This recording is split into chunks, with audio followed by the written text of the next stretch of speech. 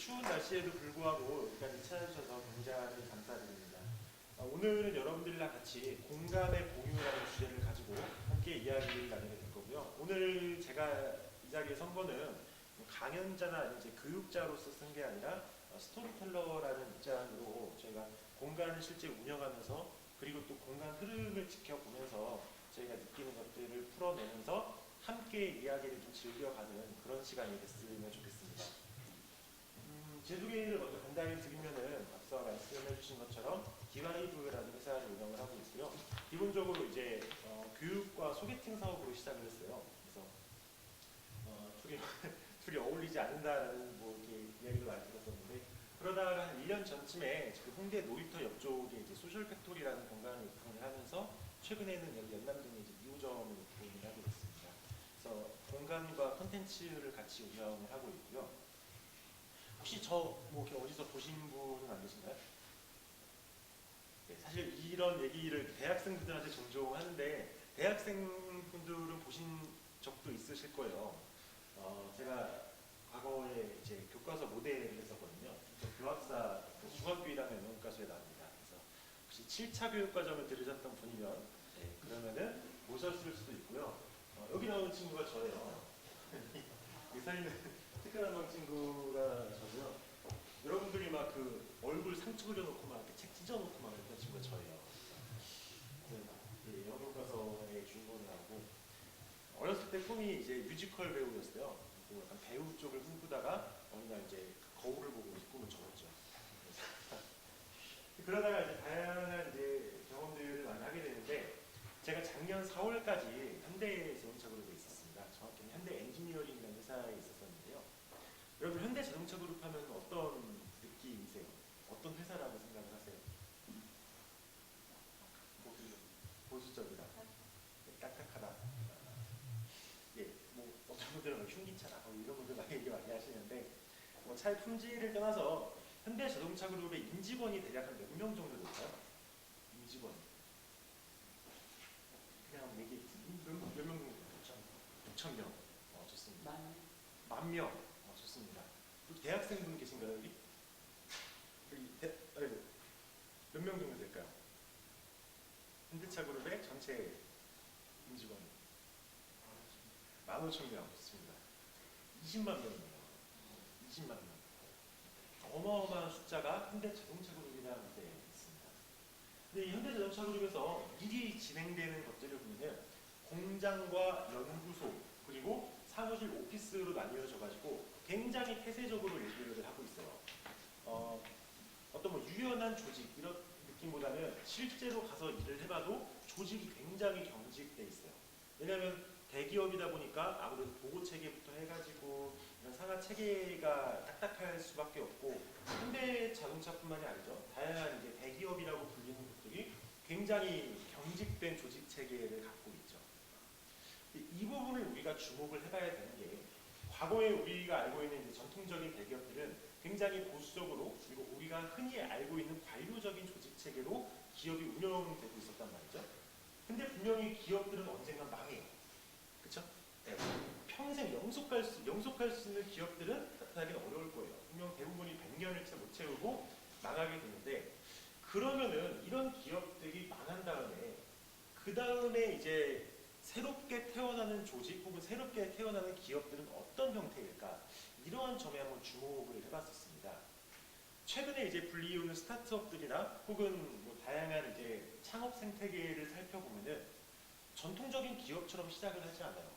과거에 우리가 뭐 이제 7, 80년도에 그때 이제 회사를 시작한다고 하면은 일단 사무실 비료 다 갖다 놓고 그리고 이제 격리 뽑고 그리고 뭐 이제 뭐 몇 명 이제 부하 직원들 뽑고 그러고 딱 회사에 처음에 인사 명부부터 시작해가지고 인사 기록 카드부터 해서 뭐 팩스는 당연히 기본으로 들여와야 되는 거고 기본적으로 갖춰야 될 회사라는 형태가 있었잖아요. 근데 요즘 태어나는 스타트업들을 보면은 그런 모습이 아니더라는 거죠. 요즘 생겨나는 기업들은 사업을 한다라기보다는 하나의 프로젝트를 한다라는 개념으로 그렇게 이런 식으로 지금 그냥 가지각색의 사람들이 모여가지고 우리 한번 이거 같이 한번 해볼까? 이런 프로젝트 한번 시작을 해볼까? 에서부터 사업이 출발하더라는 거예요.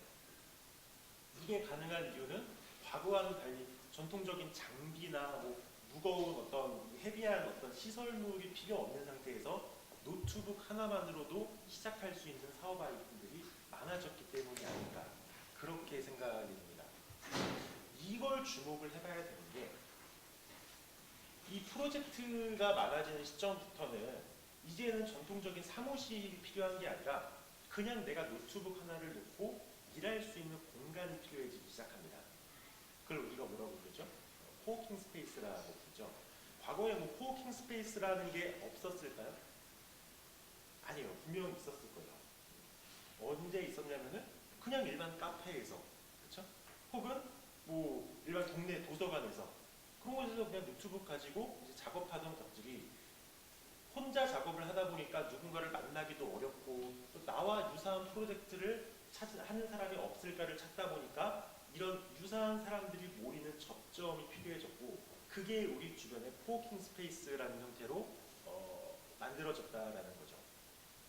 이걸 주목해야 될 필요가 있는 것은 우리가 앞으로 계속 생겨날 조직들과 계속 생겨날 사업들은 앞으로는 프로젝트 조직의 형태를 띨 거고 그러면 그럴수록 함께 협업할 수 있는 이 접점이 되는 공간 이런 공간들이 필요해지고 이 공간은 딱히 옛날처럼 막 우리 사무실이다 해가지고 내 거야 라고 하는 게 아니라 우리 오늘 강의 주제처럼 공유 공간이라는 형태로 점차 확산될 거라는 겁니다. 이렇게 보면은 이 프로젝트를 중심으로 우리의 어떤 먹거리, 일터가 만들어지고 있고요. 그리고 이게 뭔지 아세요? 네, 영어 단어 아닙니다. 혼밥혼술이에요. 네, 있어 보이게 영어로 써봤어요. 네, 요즘 혼밥혼술 세대라고 얘기를 많이 하죠. 과거에 분명히 우리 어렸을 때 교과서 보면은 뭐 전통적인 대가족에서 뭐 핵가족화가 되고 있다 이런 교과서에서 많이 봤잖아요, 그렇죠? 근데 이 핵가족을 넘어서 가지고 이제는 1인 가구 체제가 많아졌다라는 거죠. 그러면은 이 라이프 스타일이 혼밥 혼술이 되는 순간 또 하나의 문제가 생깁니다. 분명히 혼자 살든 둘이 살든 셋이 살든 냉장고는 필요해요. 그렇죠? 혼자 살든 둘이 살든 셋이 살든 세탁기는 필요해요. 과거에 우리 막 가족이 여러 명 있고 그럴 때는 세탁기 놓고 여러 명이 쓰고 하면 되는데 내가 혼자 살 때도 세탁기, 냉장고, TV 이런 집기류를 모두 돌려다 보니까 비용이 너무 커요. 그렇죠? 혼자서 그 비용을 다 부담을 해야 되잖아요. 우리가 지금 이제 막 커가는 청년들 세대에서는 이런 혼밥 혼술 문화가 많아지고 있는데 이 문화를 뒷받침하기에는 너무 코스트가 많이 들더라는 거죠. 그러면 이런 코스트를 어떻게 해결할 수 있을까?에서 나온 게 바로 쉐어하우스 혹은 쉐어 오피스의 개념입니다. 나 혼자만의 이제 개인 공간이 있으면서도 또 공용 공간이 있어가지고 우리가 냉장고, 세탁기, 뭐 TV 이런 공용 시설물들은 굳이 나 혼자 비용을 부담하지 않아도 우리 다 같이 이제 비용을 부담해서 이 1인 라이프를 즐기되 비용은 또 저렴하게 낮추는 이 접점이 만들어졌다는 거죠. 그게 쉐어 오피스의 수요의 시작이고 지금 이제 쉐어 오피스가 점점 더 쉐어 하우스가 더 많아지는 이유이지 않을까 생각을 합니다. 분명히 저희 부모님 세대도 그렇고 뭐 불과 얼마 전까지만 해도 내 집 마련은 당연한 거였어요. 그렇죠? 분명히 집은 어쨌든 있어야 되는 거고 또 우리 가문이 대대로 지켜온 이 집인데 이 집을 어떻게 팔아? 뭐 이제 그런 세대였는데 요즘 세대는 딱히 집에 연연하지는 않아요. 가끔 저도 이렇게 홍대에서 지금은 살고 있는데 가끔은 이렇게 한적한 시골에서 좀 몇 달 살고 싶기도 하고 또는 인근에 이제 해외에서 한번 몇 달 살아보고 싶기도 해요.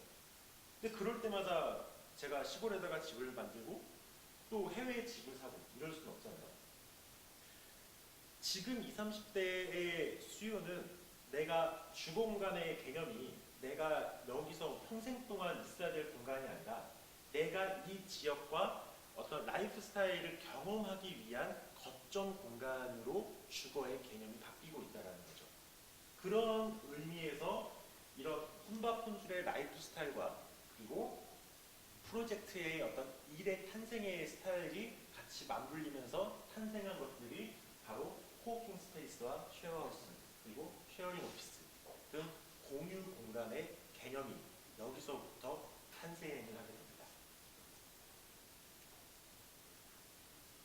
혹시 여러분들 위워크라고 얘기를 들어보셨나요?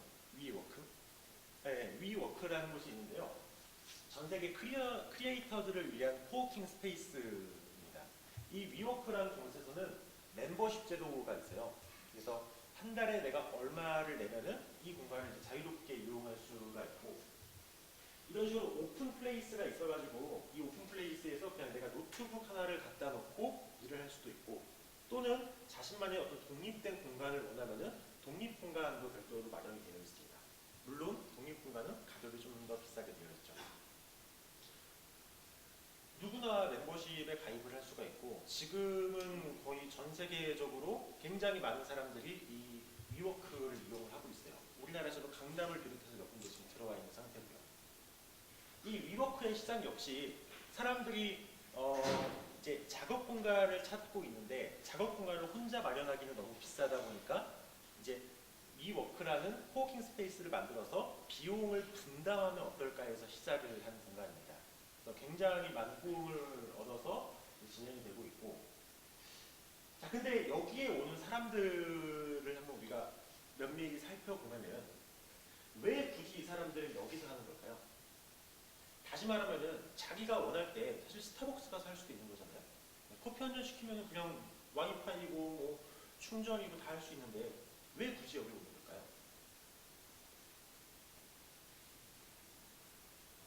이 뒤에 예, 지금 손 이렇게 하시면 됩니다. 왜 굳이 위워크에 오는 걸까요?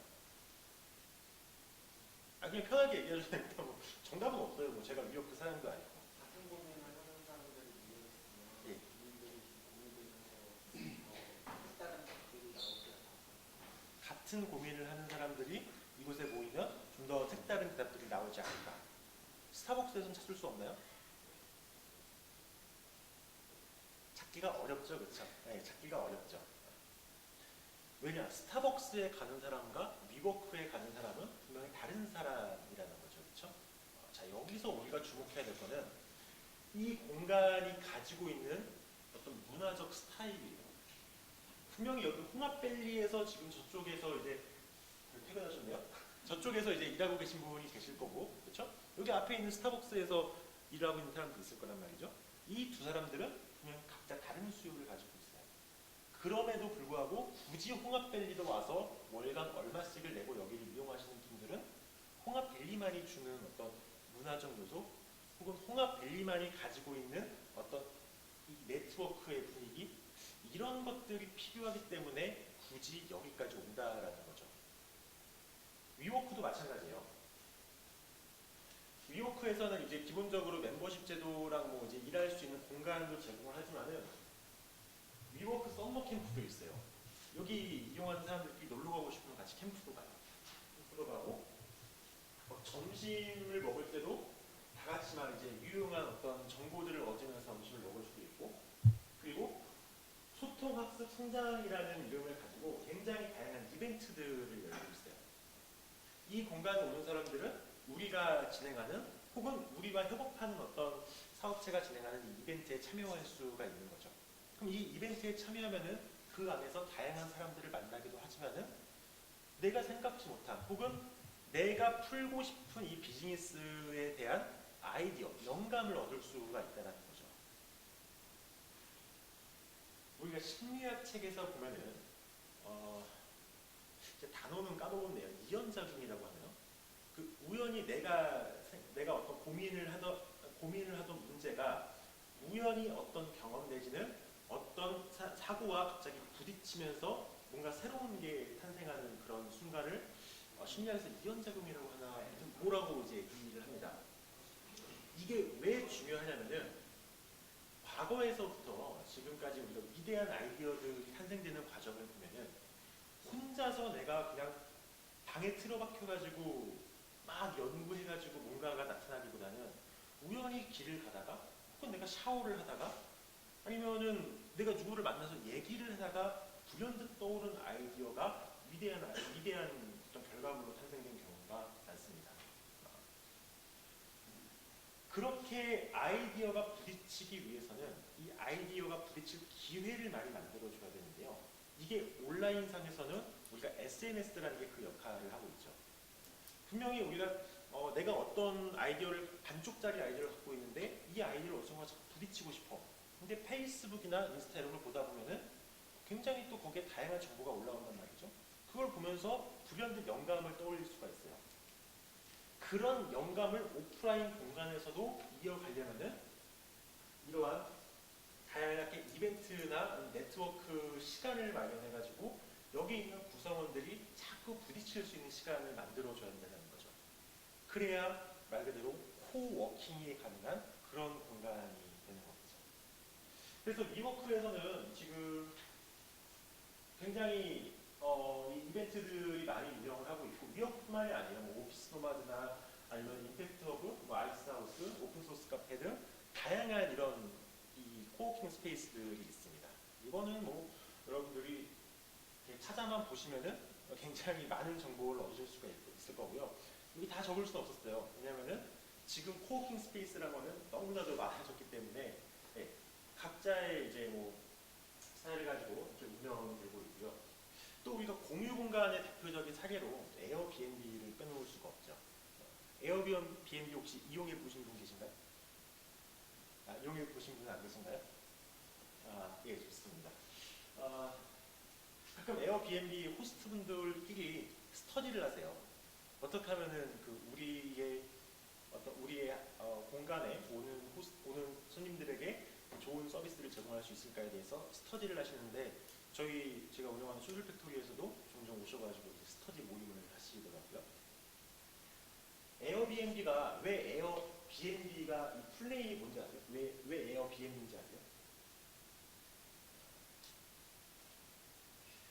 에어비앤비가 처음에 어떻게 시작을 했냐면은 무슨 디자인 컨퍼런스였나요? 어떤 대형 행사가 있는데 그 행사하는 지역에 숙박 공간이 굉장히 부족한 거예요.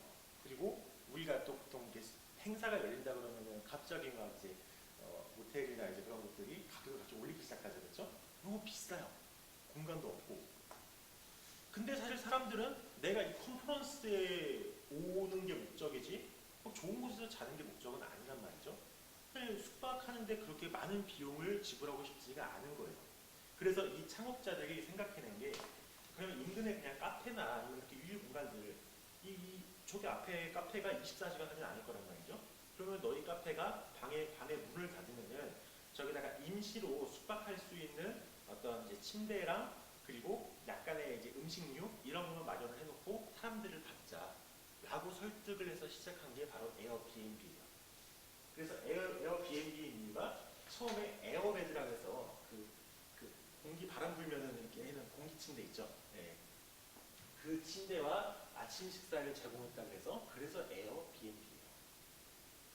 이렇게 시작한 에어비앤비가 지금은 어마어마한 가치의 기업으로 성장을 했죠. 그렇죠? 왜냐면은 사람들이 아까 내가 영국에도 가고 미국에도 가고 혹은 홍대를 벗어나서 나는 뭐 저기 전주에도 내려가고 싶은데 매번 숙박할 공간이나 이런 것들에 이제 비용을 많이 지불하고 있지 않다 보니까 그 수요와 이제 맞물을 였다라는 거죠. 그런데 단순히 이 에어비앤비가 에어베드와 블랙퍼스트를 제공해서 이렇게까지 성장한 건 아니에요. 에어비앤비도 호스트들이 아까 스터디를 한다 그랬죠. 무슨 스터디를 하냐면은 이 홍대 지역에 온 사람들에게 어떻게 하면은 어떤 즐거운 분위기나 어떤 문화적 콘텐츠를 만들어낼 수 있을까? 혹은 뭐 매주 금요일이나 매주 목요일 날 파티를 열어서 어떻게 하면 이 사람들끼리 좀 즐거운 기억을 남길 수 있을까? 이런 것들을 많이 스터디를 하시거든요. 에어비앤비 역시 여기를 찾는 사람들의 어떤 문화적 그 분위기, 콘텐츠를 계속 마련을 해서 호스트들이 자기의 이제 공간으로 끌어올리는 그런 모습들을 보이고 있죠. 뭐 그것뿐만이 아니에요. 이거는 우리나라 이제 대방동에 있는 건데요. 무중력지대라는 곳이에요. 여기는 좀 독특하게 이제 정부 기관 주도 하에 이제 시작을 하고 그리고 청년 지원 사업을 좀 목적으로 하고 있어요. 그래서 이곳에서는 이제 뭐 청년 활짝 멤버십이라 해서 청년들이 무슨 행사나 아니면 어떤 콘텐츠를 만들려고 할 때 공간을 굉장히 저렴한 가격으로 대관을 해주고 있고요. 또 뭐 그 외에도 이제 청년들이 이제 자금 관리에 대해서 어려워하니까 이제 재무 컨설팅을 비롯해서 뭐 건강 증진, 뭐 무료 검진 이런 서비스들까지 같이 진행을 하고 있고요. 또 하나는 이제 우주라는 공간이 있습니다. 여기는 뭐냐면은 에어비앤비는 좀 더 이제 단기적인 숙박의 어떤 컨셉이라면은 우주는 장기 숙박의 컨셉이라고 보시면 됩니다. 다시 말하면은 한 몇 달 정도 내가 아예 여기를 거주 공간으로 이용하고 싶은 사람들이 우주라는 곳을 주로 이용을 하고 있습니다. 여기도 이런 식으로 이제 뭐 2인실, 4인실, 6인실 이런 식으로 이제 방을 구성을 해놓고 이제 같이 룸메이트랑 같이 여기서 사는 거예요. 한 달에 얼마씩 되고. 물론 여기 역시 공용 공간이 있어가지고 여기서 뭐 차를 마시거나 아니면 뭐 그냥 기본적인 세탁이나 빨래 이런 것도 다 가능한데 자, 우주에서도 이 우주에 숙박하는 사람들을 우주인이라고 불러요. 우주인. 그래서 우주인끼리 파티나 우주인끼리의 어떤 커뮤니케이션 이것을 굉장히 촉진시키고 있습니다. 우리가 뭔가의 어떤 프로젝트를 하기 위해서는 프로젝트를 할 만한 공간도 일을 할 공간도 필요하지만 일을 할 공간뿐만이 아니라 숙박할 공간도 필요했고 또 혹은 이동을 하기 위해서는 차량이나 어떤 교통 시스템이 필요하죠, 그렇죠? 그러다 보니까 차량에 대한 주차 공간 공유 서비스도 현재는 존재하고 있고요. 여기를 넘어서 이제는 일뿐만이 아니라 취미 역시 같이 공유를 하자는 개념으로 미드 피아노라는 곳도 있습니다. 혹시 미드 피아노 아시나요? 여기가 어떤 곳이냐면 성인 전문 피아노 학원이에요. 성인 전문 피아노 학원. 성인들이 여기 혹시 직장인 분들 계시나요? 직장 다니시는 분들? 네, 분 계시겠죠, 그렇죠? 직장 다니다 보면 문득 주말에 이렇게 취미 생활 하나 갖고 싶다는 생각을 하시잖아요. 근데 이제 취미를 또 어디서부터 어떻게 시작해야 될지도 모르겠고 그래서 거기서 맞물려서 나온 게 미드 피아노라는 곳인데요. 여기는 이제 성인들 1대1 레슨부터 해가지고 기본적으로는 피아노를 가르치는 곳이에요. 컨텐츠에서부터 시작하는 곳인데 여기에 직장인들이 하나 둘 셋 모이다 보니까 막 직장인들이 이렇게 친해지고 주말에 피아노 학원 끝나면은 다 이제 또 소주 한잔 하면서 같이 막 친해지더라는 거죠. 그런 분위기가 이제 형성이 되면서 이 위드 피아노에서 진행을 한 게 바로 뭐 위드 피아노 파티 혹은 연주회 혹은 뭐 같이 뭐 야유회도 놀러 가고 MT도 있어요. 그래서 막 정기적으로 행사들을 열기 시작합니다. 그래서 보시면은 정기 연주회에는 이제 내가 학원에서 계속 이렇게 피아노를 연습을 했는데 또 누군가 앞에서 이렇게 보여주고 싶잖아요. 그래서 미드 피아노에 다니는 사람들끼리 모여서 연주회를 열기도 하고요.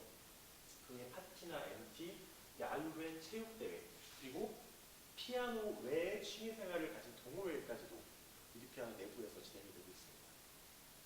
그리고 혹시 우리가 이제 피아노 학원을 가보면은 피아노 학원들은 이렇게 룸으로 나눠져 있잖아요. 그러다 보니까 피아노 수업이 없을 때에는 룸이 필요한 사람들 같은 경우는 연습실을 공유를 하고 있어요. 자유롭게 개방을 해서 우리 미드 피아노 멤버십을 가진 사람들은 언제든지 이 공간을 활용해서 뭔가 또 새로운 걸 할 수 있게. 이 미드 피아노는 조금 독특한 게 공간에서 컨텐츠가 시작한 게 아니라 컨텐츠에서 공간이 탄생했다는 거죠. 자, 우리가 여기서 이제 주목해 봐야 될 것은 제가 오늘 주제가 이제 공간의 공유라는 주제로 얘기를 하고 있는데요. 단지 이 공간 하나만으로는 사회적 파급력을 만들 수가 없다라는 거예요. 우리가 여기 빈 공간이 있으니까 너희가 와서 써라 라는 것은 안 먹힌다는 거예요. 최근에도 이제 공간 공유와 관련해서 호스트들끼리도 같이 이제 모임이나 컨퍼런스들이 있는데 우리나라에도 공유 공간이라는 게 굉장히 많아졌어요. 근데 안타깝게도 1년 안에 망하는 공간들이 30%가 넘는다고 합니다. 왜 그럴까요? 왜 망하는 공간이 있고 망하지 않는 공간이 있을까요? 그 둘을 잘 살펴보면은 이 스페이스 공간이라는 곳에 참여하는 사람들 간의 어떤 컬처가 형성되기 시작하면은 굳이 그때부터는 광고를 하지 않아도 그 문화를 선호하는 사람들이 하나 둘씩 보여주기 시작합니다. 그런 사람들이 모이기 시작하면은 네트워크를 형성하면서 그 공간이 점차 활성화되기 시작해요. 저도 소셜 팩토리라는 것을 운영을 하면서 처음에 한 2, 3개월은 사람들이 뭐 거의 없었어요. 잘 알지 못하니까. 근데 한 4개월쯤 되는 시작, 그때쯤부터 갑자기 막 이제 사람들이 하나둘씩 예약이 오기 시작하더라고요. 그러면서 6개월이 되는 시점부터는 막 이제 예약 공간이 가끔은 넘치는 순간도 생기는 거예요. 예약을 못 받는 경우도 생기기 시작하더라고요. 그게 저희 공간만의 어떤 문화가 형성되면서 그런 현상이 발생을 했는데요. 제가 공간에다가 문화 그리고 네트워킹이 함께 형성이 되어야 하나의 파급력 있는 공유 공간이 탄생한다라고 얘기를 하고 있습니다. 우리가 이 과정을 간단히 이렇게 순서대로 한번 나열을 해보면은 우리가 뭔가의 어떤 프로젝트나 어떤 목적이 있어서 사람들이 하나 둘씩 이 공간에 찾아오기 시작하는데 이 공간에 찾아오는 사람들이 처음에는 이 생활 패턴이 굉장히 다양해요. 라이프 스타일이 굉장히 다양한 사람들이 모이기 시작하는데 그 중에서 서로 뭔가 이 스타일이 맞거나 혹은 이 공간과 혹은 이 지역권의 어떤 지역권이 주는 그 분위기 그런 것들이 사람들의 라이프 스타일과 겹쳐지면서 하나의 문화가 탄생하기 시작합니다.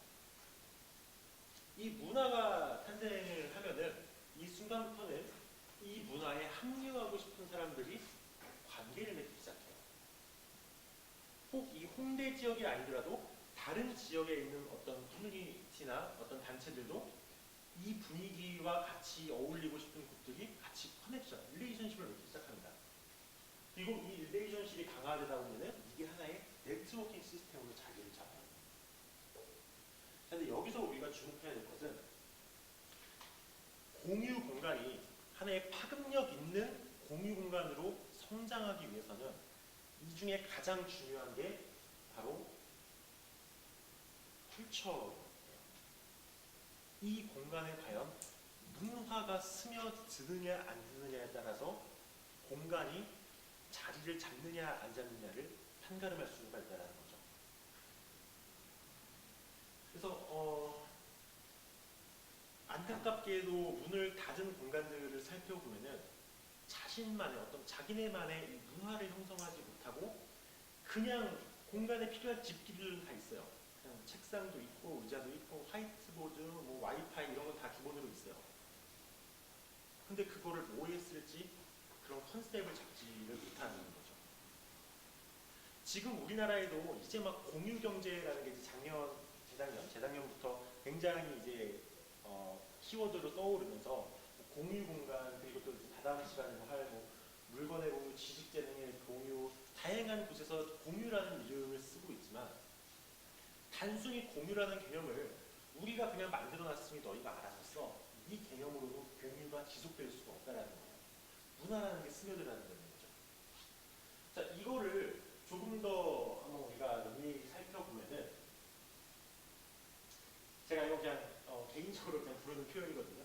공간과 문화, 그게 네트워킹이 합쳐져서 SCN이라고 부르는데, 자, 이 SCN 집단은 우리가 쉐어하우스가 될 수도 있고, 아니면 쉐어 오피스가 될 수도 있고, 코워킹 스페이스가 될 수도 있고, 다양한 공유 공간을 의미를 합니다. 이런 SCN이 하나가 생기고, 두 개가 생기고, 세 개가 생기고, 여러 가지들이 생기기 시작할 거예요. 자, 이 순간 이제는 얘네들은 각자만의 문화도 가지고 있고 각자만의 네트워킹도 가지고 있어요. 파급력을 가진 공유 공간이라는 거죠. 여기서 끝나는 게 아니라 그 다음부터는 공유 공간끼리 또다시 연결이 되기 시작합니다.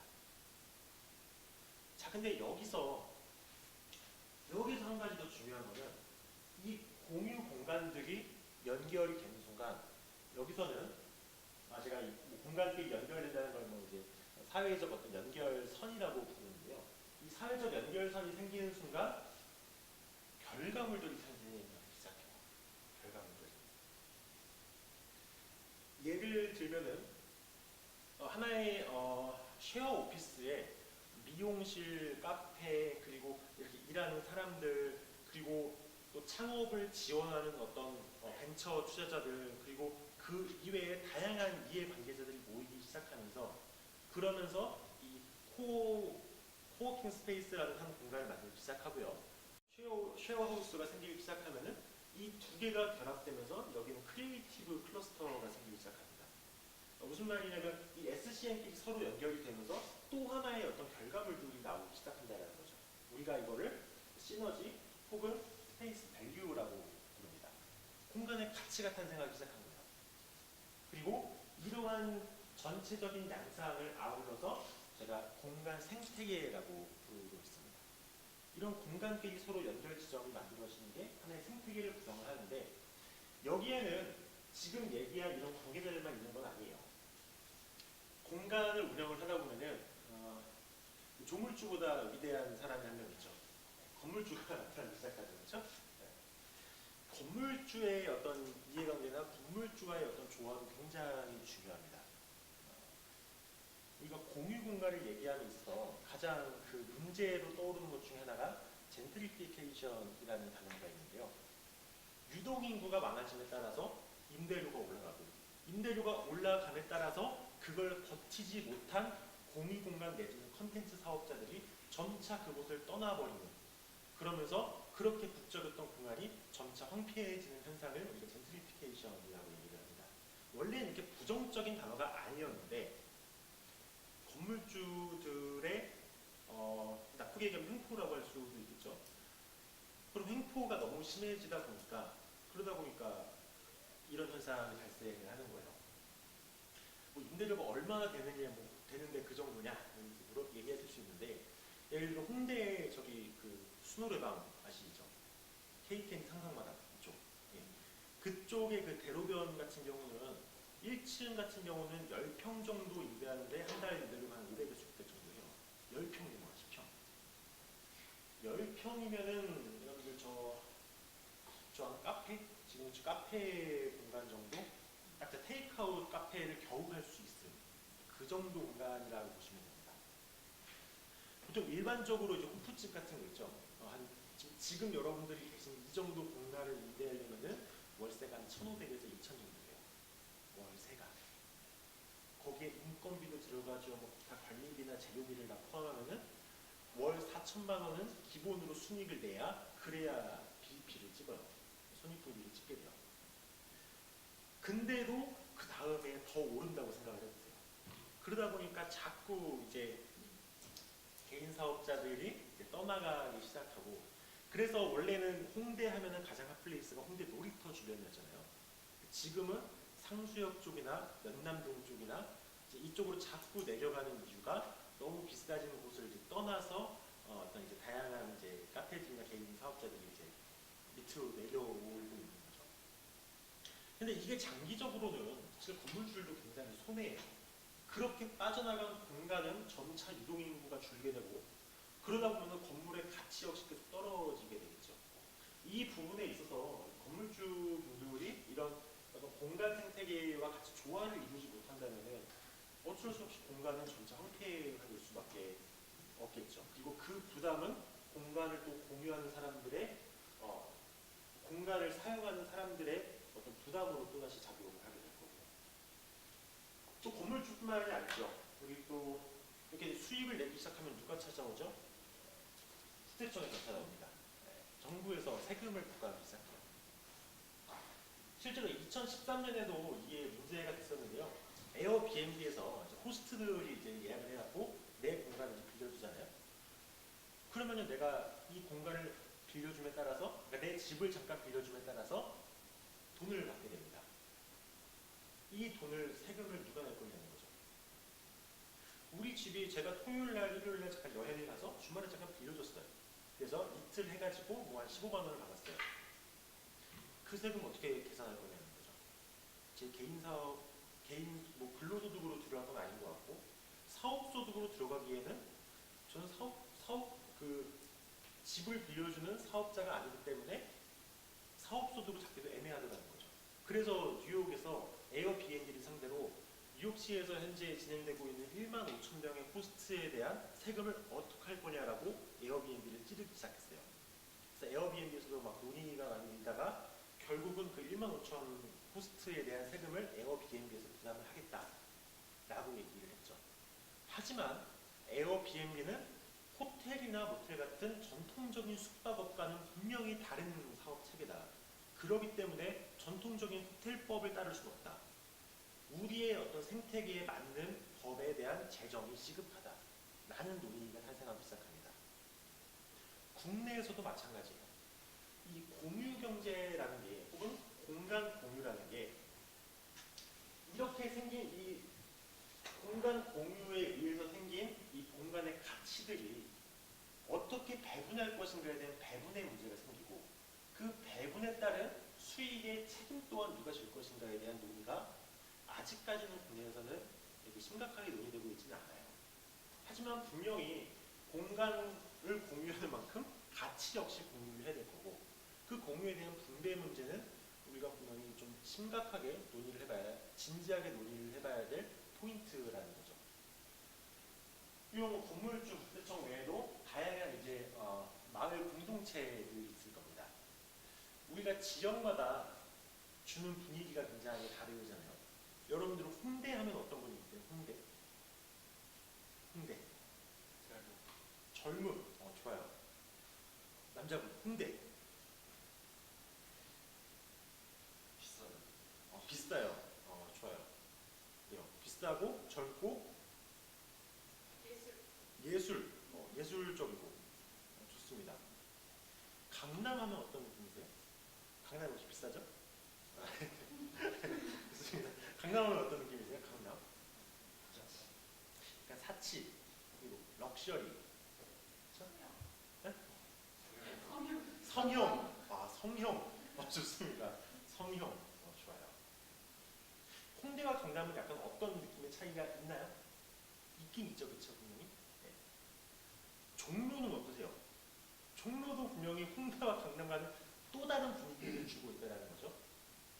자, 이 공간이라는 거는 지금 우리가 이 안에 들어와 있는 이 한 3, 40평 남짓한 지금 이 공간, 이 공간만이 여기에 컬처를 형성하는 게 아니라 이 공간이 위치한 지역까지도 고려를 해야 그 문화적 분위기가 탄생을 하게 됩니다. 분명히 홍대에 위치한 코워킹 스페이스와 강남에 위치한 코워킹 스페이스는 수요자도 다를 거고 분위기도 분명히 다를 거란 말이죠. 그런 점에 있어서는 이 공간 생태계를 고민을 할 때 단지 여기 놓여지는 이 공간뿐만이 아니라 이 앞에 있는 저 카페, 여기 옆에 있는 음식점, 혹은 저기 길거리에서 뭔가 판매하고 있는 어떤 노점상들, 이런 모두가 지역 공동체들이 같이 어우러져서 고민을 해봐야 될 문제가 바로 이 공간에 대한 가치라는 거예요.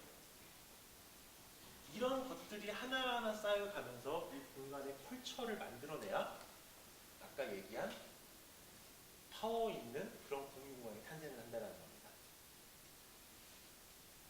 아직까지 이제 그런 논의는 진행되고 있지는 않고 있죠. 자, 그러면서 결국 이렇게 다양한 이해관계자들이 만들어낸 이 결과물을 어떻게 분배할 것이냐, 이런 논의가 분명히 필요할 거고, 이 논의에 대해서 굉장히 부정적인 시각들도 많아요. 한 경제학자는 이런 식으로 얘기를 했어요. 공유경제는 우리를 퇴보시킨다라고 얘기를 합니다. 왜냐면 우버나 에어비앤비, 분명히 공유경제라고 표방을 하지만 거기서 절대 다수의 수익을 가져가는 것은 테크놀로지를 가진 오너라는 거예요. 그 기업의 오너 외에는 그 기업이 정해둔 룰 안에서 부스러기들만 먹고 있는 노동자가 될 수밖에 없다는 거죠. 그래서 이 경제학자는 분명히 공유경제라는 것은 어떤 우리의 전통적인 이 배분의 문제를 고민하지 않는 이상 경제를 퇴보시킨다라고 얘기를 하고 있어요. 분명히 일리 있는 말이라고 생각을 합니다. 우리가 현재까지는 국내에서도 공유경제를 얘기하면서 뭔가의 어떤 다양한 자원들을 우리가 서로 나눴음에 따라서 적은 비용으로 높은 효율을 낼 수 있는 긍정적인 측면만 얘기하고 있지만 이것들이 어느 한 이 플랫폼이나 아니면 어느 한 기업에 이 독점되는 순간 혹은 슈퍼호스트가 나타나면서 굉장히 많은 호스트가 굉장히 많은 공간들을 어떤 집중된 소수가 운영하는 순간 분명히 수익은 집중될 수밖에 없어요. 그곳에. 그러면 그 안에서 이렇게 막 열심히 막 일하고 막 치열하게 부딪히고 이런 사람들이 만들어낸 과실들은 대부분 그 사람들이 가져가고 나머지 찌꺼기만 남는다는 거죠. 그래서 일은 열심히 하지만 정작 뭔가 이상하게 자꾸 수익이 안 나는 그런 상황이 올 수도 있다는 겁니다.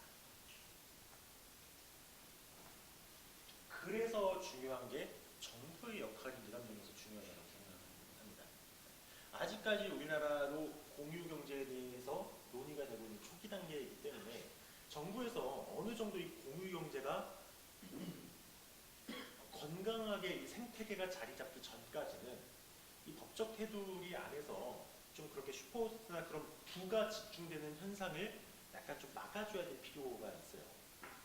그러지 않고서는 분명히 이건 독점 사업자에게 가치가 되는 거고, 꼭 공간이라고 딱 이걸 얘기할 수는 없지만은 최근에 홍대 거리를 보면은 그 되게 많이 생기고 있는 가게가 있거든요. 오락실들. 인형 뽑기 가게들이 홍대에 굉장히 많이 생기고 있어요. 혹시 보셨는지 모르겠지만 저기 아까 KTNG 상상마당 있죠? 그 옆에 수노래방이 있고 수노래방 바로 옆에 컨테이너 박스로 3, 4층짜리 건물이 생겼는데 오락실이에요. 모두 오락실이에요. 3, 4층. 1층에는 인형 뽑기가 싹 있고 2층에는 다트 던지는 거 쫙 있고 3층에는 이제 뭐 여러 가지 총 쏘는 거나 뭐막 펌프나 막 이런 것들이 이루어져 있어요. 이제 술 먹거나 아니면 누군가를 기다릴 때 잠깐 한 30분, 1시간 줄이기 위해서 이제 오락실을 많이 가는 거죠. 가보면은 굉장히 많은 오락실들이 생겼는데 놀라운 건 그 오락실의 소유주가 몇 명 안 돼요. 이름만 바꿔서 여러 개를 내고 있어요. 이거는 여기서 사업하고 있는 사람들 몇 명씩 다 알고 있는 내용인데 이름만 바꿔서 여러 개 내고 있거든요. 그러다 보니까 막 그쪽에 막 돈 번 사람이 번다고 막 그쪽에 막 부가 몰려간다라는 거죠. 약간 공유 경제와는 약간 핀트가 좀 다를 수는 있지만은 그만은 그런 것들이 어느 정도 좀 이렇게 어떤 룰을 만들어서 자제되지 않는 이상 분명히 공유 경제는 한쪽으로 쏠려갈 위험성이 있다는 건데 그런 것들이 바로 정부 차원에서 국가 차원에서 고민을 해줘야 될 문제라는 겁니다. 이제 공간 공유를 말씀드리면서 잠깐 이제 제가 공간을 오픈했던 이야기들을 잠깐 들려드리면요. 현재는 지금 소셜 팩토리라고 이제 홍대 놀이터 옆쪽에 자리를 잡고 공간 운영을 하고 있어요. 공간을 왜 생각을 하게 됐냐면 제가 이제 현대 엔지니어링에 재직을 할 당시에 맡았던 프로젝트 중에 하나가 현대카드 라이브러리를 담당을 했었습니다. 그래서 여기 운영을 총괄한 건 아니고요. 이제 현대카드와 현대 엔지니어링과 같이 이제 콜라보하는 부분이 있었는데 이제 그 부분의 일부를 현대카드 라이브러리 맡았고 디자인 라이브러리가 처음 시작할 때부터 제가 트래블 라이브러리를 지나서 뮤직 라이브러리가 오픈하기 전에 이제 회사를 딱 그만두게 됐어요. 그래서 이 세 개의 라이브러리를 좀 경험을 할 수 있었는데 여기에 찾아오는 사람들이 굉장히 다양한데 또 어떻게 보면 공통점을 가지고 있더라고요. 이 라이브러리에 가면요. 대표적으로 트래블 라이브러리에 가면은 온 나라의 여행 서적이 다 몰려져 있어요. 구하기 어려운 서적까지도 같이 준비가 되어 있고 어떤 룸에 들어가면은 그 룸은 사방이 스크린이에요. 가운데는 조이스틱이 있어가지고 이 조이스틱을 움직이면은 구글 어스를 볼 수가 있는데 360도로 내가 이 공간에 마치 이곳에 여행 와 있는 듯한 그런 식으로 공간 그 지역을 구글 어스로 볼 수가 있죠. 또 하나는 현대카드를 통해서 또 뭐 여행 어떤 걸 이제 결제를 하기 시작하면은 또 그에 따른 어떤 혜택들이 부과되기 시작해요. 분명히 같은 라이브러리인데 여기는 디자인적 요소, 여기는 트래블 여행과 관련된 요소, 또 여기는 뮤지션과 관련된 요소들이 들어가면서 이와 관련된 사람들이 막 몰려들기 시작하더라고요. 그래서 이걸 보면서 그때부터 저는 공간과 어떤 공간이 가진 그 문화에 대해 관심을 갖기 시작했고 그러면서 이제 작년 4월이었죠. 작년 4월에 이제 회사를 그만두면서 처음 이제 고민을 했던 게 공간을 만들어야겠다라는 생각을 했었습니다. 이거는 그 당시에 제가 이제 나와가지고 어떤 공간을 만들면 좋을까 해가지고 그 당시에 그냥 간단하게 써본 누구한테 보여주는 것도 아니고 그냥 혼자 써본 그런 기획서인데요. 저는 이제 소셜 팩토리를 오픈하기 전에는 교육 사업을 진행을 하고 있었어요. 청소년 진로 교육 사업이랑 대학생 취업 교육 쪽을 진행을 하고 있었고, 그리고 이제 소개팅을 운영을 하다 보니까 이제 20대층을 많이 알고 있었죠. 그래서 20대층이 어떤 걸 많이 할까를 보니까 모의나 스터디 강연을 굉장히 많이 하더라고요. 특히 이게 지금 스펙업이라는 그 저기 커뮤니티에 올라오는 글인데요. 스터디를 모집하는 글들이 막 분단위로 올라와요. 막. 하루에도 막 수백 건이 올라옵니다. 굉장히 많은 스터디가 열려요. 그것뿐만이 아니죠. 그러면서 이제 스터디나 모임을 하려면 공간이 필요해지고, 그런 공간들에 대한 수요가 늘면서 이런 공간 사업이 이제 앞으로 활성화되겠다라고 생각을 해서 소셜 팩토리를 준비를 하게 됐고요. 이때 제가 이제 공간 사업을 이런 어떤 스터디나 모임 위주의 사업을 가장 이제 성공적으로 하고 있는 곳이 그 당시에는 토즈가 가장 대표적이었죠. 제가 우스갯소리로 하는 건데 이 토즈가 100호점이 넘을 때까지 망한 지점이 없다라고 얘기를 해요. 근데 이제 토즈가 성공한 요인은 저는 취업난이 취업이 어려워지다 보니까 취업 스터디들이 굉장히 많아져서 토즈가 반사이익을 얻지 않았나, 뭐 그렇게 얘기를 하는데, 저도 처음에는 약간 스터디나 이런 강연, 교육, 그러니까 이런 형태의 모임을 생각을 하고 소셜 팩토리를 준비를 했었어요. 그래갖고 이제 뭐 여러 가지 이제 그 공간들을 분석을 하면서 우리말이 좀 가질 수 있는 게 뭐가 있을까 고민을 했었고, 대표적으로 공간을 대관해 주지만 음료를 판매하는 곳이 있고 안 하는 곳이 있어요. 그리고 홍합밸리도 얼마 전에 저 카페가 들어온 거지, 작년 초만 해도 카페가 없었어요. 네, 이제 그 음료를 파는 곳과 안 파는 곳이 있고, 또 하나는 자체 컨텐츠가 있는 곳이 있고 없는 곳이 있습니다. 그래서 뭐 그런 것들을 고민을 해서 우리는 음료를 팔면서 자체 컨텐츠를 공급하는 그런 모델로 가야겠다라고 생각을 하고 이제 공간을 준비를 했었고요. 그러면서 저희 뭐 제가 이제 운영하던 회사는 뭐 이제 교육 프로그램부터 해서 뭐 이런 걸 운영을 하고 있으니까, 그리고 대학생 동아리들을 많이 좀 알고 있어요. 얘네들이 스터디할 때 좀 찾아오게 해야겠다 해서 이 위치를 여기 홍대 놀이터 옆에 상상마당 사이 여기다가 이제 자리를 잡게 됐고요. 그래서 내부적으로도 취업이나 취미, 소모임 이런 것들을 자꾸 유치를 시켜서 이렇게 운영을 해야겠다라고 생각을 했고, 이게 제가 이제 운영하는 동아리들의 연합 그런 모습이고, 다양한 이제 청년들 어떤 연합 같은 걸 많이 진행을 했었고요. 간호 프로그램도 그렇고 해가지고 이제 이런 공간을 오픈을 했어요. 그래서 이제 메인홀, 룸들을 이제 준비를 했고, 여기는 이제 최근에 오픈한 2호점 쪽이 프리미엄 공간이고요. 프리미엄 공간은 내부에 이런 식으로 생겼고, 여기는 촬영을 하는 사람들이 많습니다. 그리고 여기가 이제 2호점 내부 모습이고요. 여기는 약간 좀 심플하게 누구들이 먼저 나왔다는 거죠. 여기를 운영을 하면서 저도 생각지 못했던 현상들이 일어나기 시작하더라고요. 분명히 제가 이제 처음에 여기를 오픈할 때만 해도 처음에는 저도 이제 취업 스터디를 좀 초점을 맞춰서 오픈했었어요. 근데 생각보다 취업 스터디로 오는 사람들보다 오히려 원데이 클래스나 혹은 코미골드라고 아시나요 혹시? 이렇게 그 만화나 약간 그 애니메이션이죠? 이런 쪽에 어떤 같이 그 동호회 모임 이런 친구들이 굉장히 많이 오더라고요. 그리고 또 기업에서도 기업 세미나나 기업 연수를 여기서 진행을 하기 시작합니다. 프로포즈도 열린 적이 있어요. 사실 저도 왜 굳이 여기서 하는지 이해는 안 됐지만 어쨌든 프로포즈도 열린 적이 있었고, 플리마켓 같은 것도 자주 열리고요. 전시회도 열린 적이 있고요. 버스킹도 열리기 시작합니다. 생각보다 취업 스터디로 나오는 이 비중, 그러니까 예약되는 비중보다 그 외적인 요소의 비중이 훨씬 더 많더라고요. 그래서 다시 생각을 해봤어요. 왜 취업 스터디가 아니라 생각지도 못했던 그런 취미 모임들이 많이 예약이 들어온 걸까? 생각을 해보니까 여기가 홍대더라고요. 홍대예요.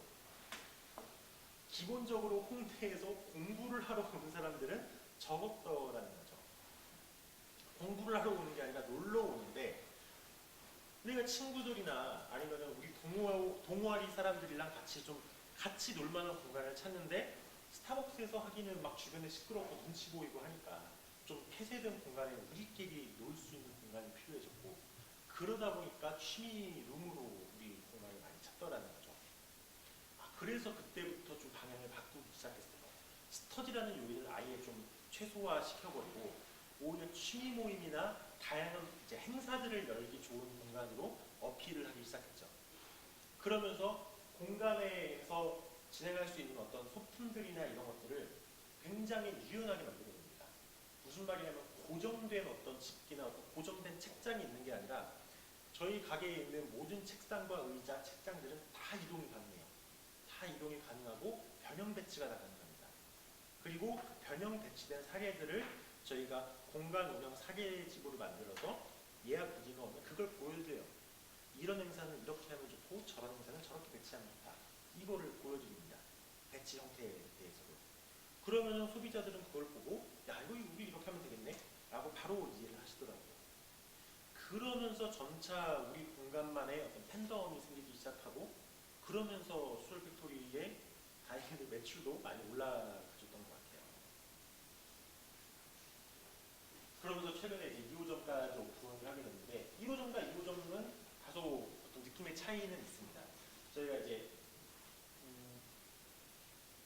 1호점은 약간 취미 모임을 좀 타겟으로 이제 제작한 디자인이라면, 프리미엄점 같은 경우는 촬영을 타겟으로 좀 이제 한 곳이고요. 여기 같은 경우는 뭐 SNL 코리아도 그렇고 오늘도 바로 촬영이 있었어요.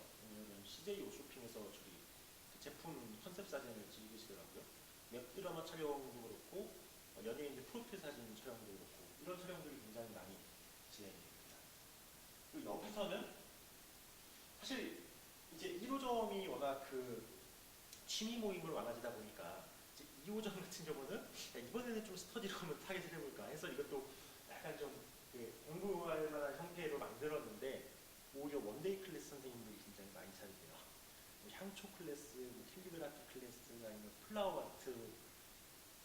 개인적으로 플라워 아트 선생님들이 좋아하는 게 이렇게 꽃을 만들고 나면 남은 걸 주고 가시더라고요. 굉장히 좋아합니다.